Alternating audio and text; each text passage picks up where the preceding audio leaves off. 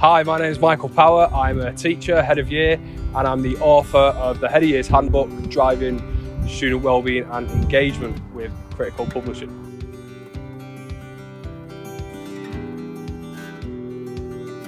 I truly believe that being a head of year is one of the best jobs within secondary education, and the Head of Year's Handbook provides clear tips, advice, scenarios, all the things that you might encounter as a head of year.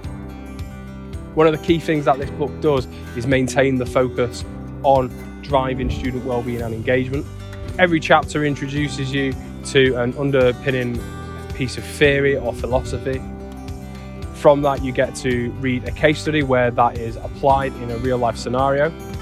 And then at the end of each chapter, there is a set of reflection points which allow you to start thinking about applying that to your own practice. It doesn't matter if you're already a head of year who's got loads of experience, if you're someone considering their first head of year role.